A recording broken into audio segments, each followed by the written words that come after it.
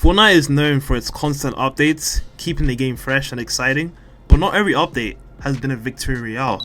Some changes sparked backlash, divided the community, and even drove players away. From overpowered cars to broken weapons, today we're looking at the updates that made Fortnite players quit. Let's start off with one of the most controversial additions. Planes. Introduced in Season 7, the X4 wing was supposed to add a new layer of fun and mobility. Instead, it turned into absolute chaos. Players quickly realized planes weren't just a mode of transportation, they were flying tanks. They could destroy builds effortlessly, dominate in combat, and make ground players feel helpless. The frustration was so widespread that Epic eventually nerfed them, but for many, the damage was already done. When Fortnite introduced bots in Chapter 2, their goal seemed clear: help new players improve without constantly getting demolished by veterans. At first, it sounded like a great idea, but it didn't take long for the community to push back, and soon bots became one of the most controversial additions in the game. For experienced players, bots made games feel less competitive and more like a chore. Winning didn't feel as rewarding when half the lobby was a bot. Cars were a fun addition to Fortnite, but in Chapter 5, things went too far. Overpowered vehicles turned into an unstoppable force, plowing through builds and players like paper. The frustration peaked when players realized they could barely defend against a full-speed car with nitro boost. It felt like Fortnite and more like a demolisher debris. For some, this update was the final straw. Then, the Infinity Blade.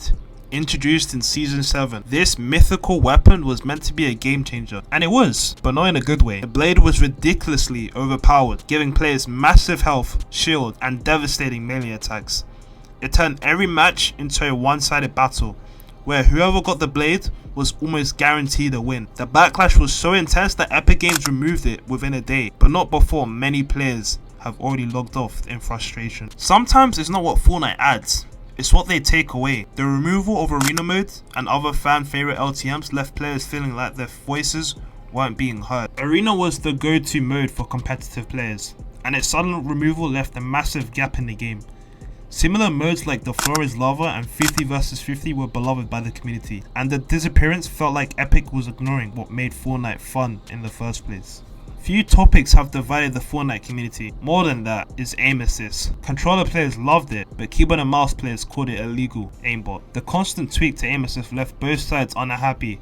Either it was too strong, or it was nerfed to the point where controllers players felt at a disadvantage. This ongoing battle pushed many players away, tired of the never-ending debate. Mythic weapons are supposed to be rare and powerful, but at times they complicate the game and make them feel unfair. Items like the mythic drum gun dominated the matches, leaving casual players feeling outclassed.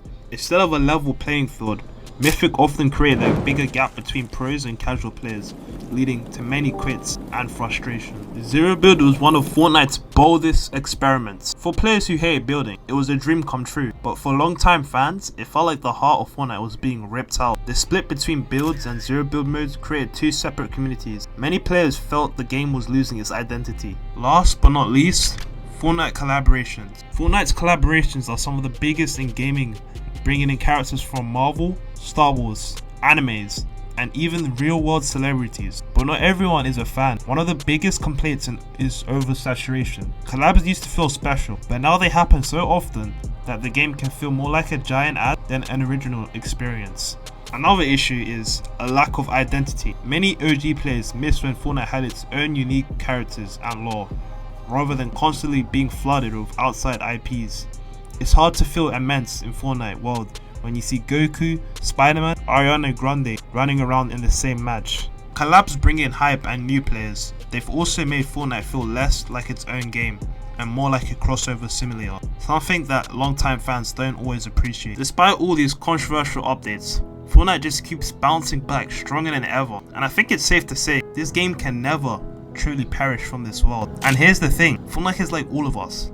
It's growing, it faces its challenges, just like we do in life. And just like us, it's learning from its mistakes. Every update, every change, even the ones that made us want to quit, has shaped Fortnite into what it is today. It's the constant updates, the unexpected twists, the bold moves that made it great. Whether it's the jaw-dropping Fortnite live events, the collaborations with new brands, or watching the Fortnite island evolve, there's always something new to come back to, and that's what makes Fortnite unique. It's just like us, it's keep pushing forwards, adapting and evolving, and no matter how much it changes, Fortnite is like a book. Each chapter brings new memories, new battles, and a story that truly never ends.